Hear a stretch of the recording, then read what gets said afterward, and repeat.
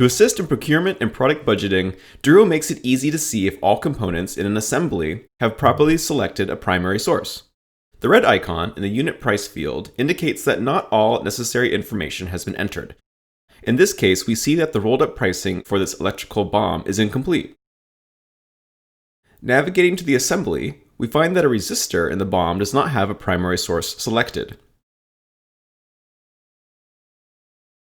Opening up the resistor sourcing table, we see a handful of quotes have been collected to choose from. Users can easily confirm the latest pricing and lead time on any quote by selecting the desired rows and clicking the Update button. After the quotes have been updated, we can select one to be the primary source for this component. Navigating back to the parent assembly, we see all components now have proper sourcing information selected and the warning icon has been removed.